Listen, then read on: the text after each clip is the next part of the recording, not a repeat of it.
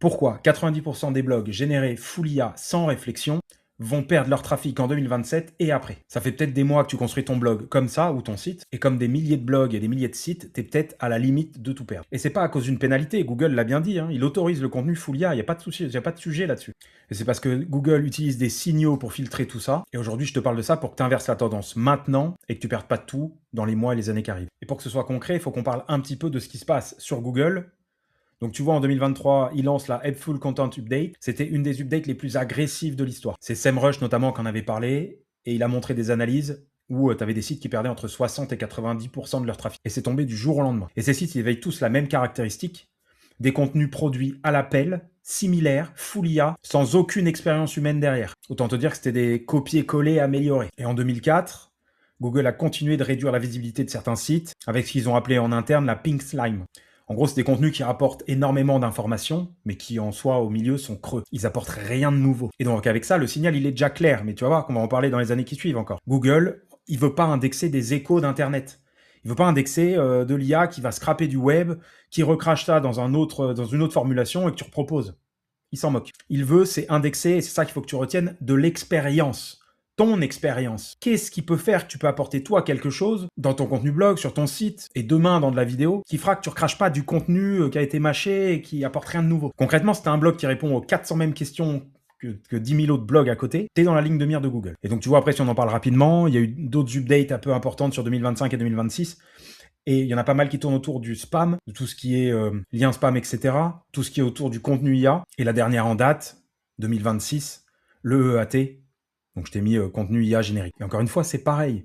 Du contenu qui est créé, qui semble propre et beau sur le papier, mais qui en fait n'apporte rien. Et donc maintenant, tu vas te demander quel est le vrai problème. Qu'est-ce que Google mesure? Donc je t'en ai fait quelques bullettes. Google publie régulièrement des guidelines, et il y a une information qui revient souvent, c'est l'information gain. Désolé pour mon anglais. En gros, ça veut dire, est-ce que ton contenu apporte-t-il quelque chose de nouveau, ou est-ce qu'il recombine, il reformule? En gros, est-ce que ton contenu apporte quelque chose qui n'est pas sur le web? Est-ce que tu lui apportes une expérience personnelle? Est-ce que tu apportes des datas qui viennent de ton site web, des consensus d'actions que font tes clients, que tu mets après en tableau, en infographie, etc. C'est ça qui te permet de faire la différence. Et aujourd'hui, ce qu'il faut bien comprendre, c'est que les LLM, comme ChatGPT et autres, ils s'entraînent sur le web. Ils n'ont pas d'index, ils s'entraînent. Et quand tu lui dis écris-moi un article sur tel sujet ou tel sujet, en fait, il va faire une synthèse de pas mal d'informations qu'il va trouver sur le web, et il va te le recracher, proprement, avec des belles phrases, une belle sémantique, etc. Et en gros, pour toi, tu vas te dire c'est utile, mais pour Google, c'est un écho de ce qu'il y a déjà sur le web. C'est ce qu'on appelle un doublon sémantique. Et donc, c'est ce qu'il dit dans ses Quality Writers Guidelines. Il privilégie, depuis 2023, 2024, 2025, etc., le critère EEAT. C'est qu'est-ce que tu apportes dans ton expertise, ton expérience, dans ton autorité, est-ce que tu es fiable? Et le plus important et le plus dur, c'est toujours l'expérience. Est-ce qu'en gros, tu as utilisé le produit? Est-ce que tu l'as vécu? Est-ce que tu en tires une expérience que tu peux donner aux autres, à tes lecteurs? Est-ce que tu as des données qu'on ne trouve pas ailleurs que tu peux apporter? Tu vois, quand je te dis d'apporter de l'information personnelle, et en gros, un outil IA, un LLM, etc., ils peuvent pas répondre par oui ou par non. Ils ne peuvent pas prouver qu'ils l'ont testé, tu vois, qu'ils l'ont vécu, qu'ils ont observé quelque chose. Et donc, c'est là que toi, tu fais ta différence. Mais du côté des évaluateurs humains de Google, donc les Quality Raters, eux, ils vont détecter l'absence d'une expérience réelle. Et concrètement, si tu veux l'image, un article d'un site qui va parler d'un VPN, qu'il a testé un VPN, alors qu'il n'a pas du tout testé le VPN, ça va être vu. Et quand c'est écrit par une IA et que sur le site, par exemple, t'as pas d'auteur identifié, qu'il n'a pas de lien LinkedIn, qu'il n'a pas d'historique là-dedans, il y a d'autres choses, bien entendu, qu'il n'a pas de communauté sur les réseaux sociaux, par exemple, bah ça, typiquement, c'est le genre de profil que Google filtre, et c'est là que le site perd en crédibilité. Et donc, je vais te dire ce qu'il faut faire pour que tu ailles encore mieux et que ça s'améliore pour toi dans le futur, et pour pas que tu perdes. Il faut que tu suives ces différents points.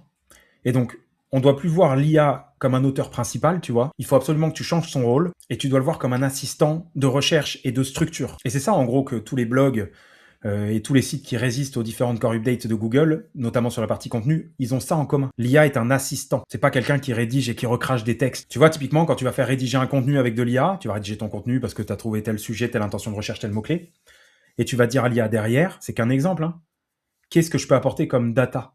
Donc, il va aller chercher de la data. Tu vas les mettre en tableau, tu vas les mettre en liste à puces, tu vas peut-être faire une vidéo dessus, tu vas donner ton expérience personnelle, ton analyse, tu vas aussi dire derrière que bah, tu as bien renseigné tes réseaux sociaux et autres, et que tu es quelqu'un qui poste régulièrement sur LinkedIn ou sur tes réseaux pour dire que tu es apte à parler de ce sujet, tu as de l'expérience personnelle. Ça fait déjà des liens, tu vois. Si après en plus tu as été cité toi personnellement dans des magazines, dans des journaux, si tu as eu une intervention ou tu as pris la parole, tout ça, ça apporte énormément de crédibilité à ce que tu vas dire. Et si en plus l'IA te donne de la data, que tu la reformules, que tu en fais une infographie, leur travail, etc. Tu as déjà gagné beaucoup là. Et ça, la moitié des gens, vont avoir plus, ne le font pas. Donc tu vois, c'est ce que je te dis, il faut que tu sois identifié, que tu apportes une expérience réelle, une présence hors de ton site. Ça, c'est hyper important. Aujourd'hui, en 2026, c'est fini d'avoir juste un site SEO. Il faut absolument que tu rayonnes à 360 degrés. Et rayonner à 360 degrés, ça veut pas dire aller partout, ça veut dire avoir un peu d'autorité et peut-être travailler sur YouTube en parallèle ou travailler sur LinkedIn en parallèle ou les deux si tu as de l'énergie à travailler sur les deux. Attention à pas te disperser, à pas faire n'importe quoi. Parce qu'on est sur plusieurs fronts, on a tendance à se disperser. Choisis-toi un canal extérieur, drive du trafic dessus, drive des commentaires, de l'interaction avec d'autres utilisateurs. Et ça, Google, il le comprend, il le voit. Après, ce que je te disais, tu vois, tu as des données. Il faut que tu apportes des tests personnels, des captures. N'hésite pas à faire un screenshot de ton écran et tu dis, bah là, il y a ça et ça, tu rajoutes un petit commentaire dessus. Tout ça, c'est l'information que l'IA va pas te donner, c'est l'information que toi, tu vas donner. C'est toi qui est dans ta tête, c'est toi qui apporte cette information-là. Et surtout, une opinion tranchée. On peut pas plaire à tout le monde, mais il faut absolument que tu apportes une opinion tranchée, ton opinion personnelle. Et tu vois, moi, mon opinion personnelle là-dessus, c'est vraiment de dire, j'utilise l'IA pour rédiger, j'utilise l'IA pour améliorer ma rédaction, et j'apporte derrière de l'information, j'apporte mon expérience, j'apporte ce que je ressens, j'apporte des screens, parfois bien, parfois pas bien, je retravaille des images, et tu vas avoir des contenus un peu bateaux sur lesquels j'apporte peut-être une vidéo ou autre, et puis il y a des contenus un peu moins bateaux sur lesquels j'apporte vraiment une profondeur, et ces contenus-là, bizarrement, ils prennent de la puissance et ils prennent rapidement des positions et des clics, si tu veux savoir ce que ça fait derrière. Et derrière, ça convertit aussi. Parce que j'ai mon opinion à moi dedans. Tu vois, typiquement, tu peux aller encore plus loin. Newsletter, tu peux très bien dire à l'IA de structurer une newsletter par rapport à des idées que tu as eues en début de semaine.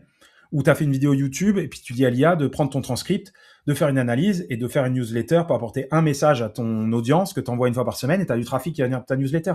Ça, c'est des signaux importants pour Google. Il le voit. Si tu as installé Google Analytics, tu verras. Google, il voit la même chose.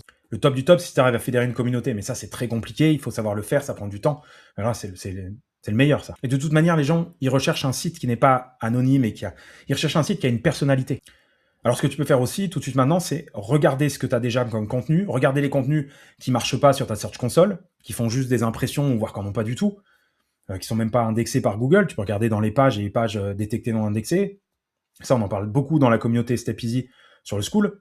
Tu as le lien en dessous de la vidéo si ça t'intéresse. Et tu as même 7 jours gratuits pour éditer ton site en technique. Mais en gros, je veux dire par là, c'est consolide ce que tu as déjà, apporte de l'information, mets-les à jour. Une fois que tout ça s'est mis à jour avec ton information personnelle, ton expérience, peut-être une vidéo ou deux, je sais pas, un visuel, un embed de ton post LinkedIn qui parle de ça, etc.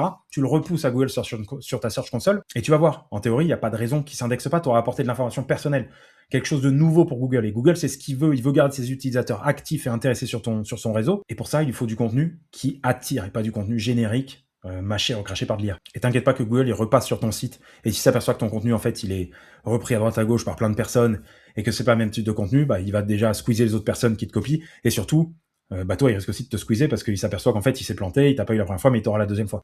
En résumé, c'est pas l'IA qui tue les blogs ou les sites. C'est l'absence d'expérience humaine, c'est l'absence de prise de position. C'est le contenu générique qui ne sert à rien. Parce que si on regarde maintenant, ça fait que 3 ans qu'il y a de l'IA, qu'on utilise les LLM et qu'on commence à recracher beaucoup de contenu IA. Mais qu'est-ce qui se passe dans les 5 ans qui arrivent? On a de l'IA qui alimente de l'IA, qui alimente de l'IA, qui alimente de l'IA, et l'humain en fait ne sert à rien. C'est pas vrai. On a besoin d'humains, on a besoin d'expérience, on a besoin de retour d'expérience perso. Et on a besoin que toi, tu mettes ça sur ton blog. Et plus tu vas faire ça, plus tu vas dire qu'est-ce que mon utilisateur veut voir sur mon site, qu'est-ce que je dois lui apporter comme information tout de suite. Toi, avec ton expérience humaine, ce que tu vis dans ton pays, ce que tu as eu hier en discussion avec un autre entrepreneur, etc. C'est ça qu'il faut que tu apportes. Ton expérience, ton ressenti. Et tous ceux qui font ça, et on va estimer ça à 10%, voire moins, eux, ils survivront. Tous les autres, ils se cracheront. Tu as des sites qui glissent et ils s'arrêteront jamais de glisser. Alors sur certains domaines, certains métiers, c'est super. Tu crées, tu recraches, et puis ça dure 1 an et demi. Sur d'autres domaines, si tu veux monter quelque chose de solide, ça marchera pas. Si tout ça, ça te parle et que tu vas aller beaucoup plus loin, tu as le lien de mon school en description, tu as 7 jours gratuits. Tu as des formations sur la recherche de mots-clés, la rédaction de contenu, IA et assisté. Tu as des formations complètes sur la partie technique, sur la partie e-commerce, sur la partie site de service, sur la partie locale. Et surtout, tu as des lives 2 fois par semaine et on peut échanger ensemble, analyser ton site, optimiser ta stratégie d'acquisition et de visibilité, etc. Et je te dis à bientôt.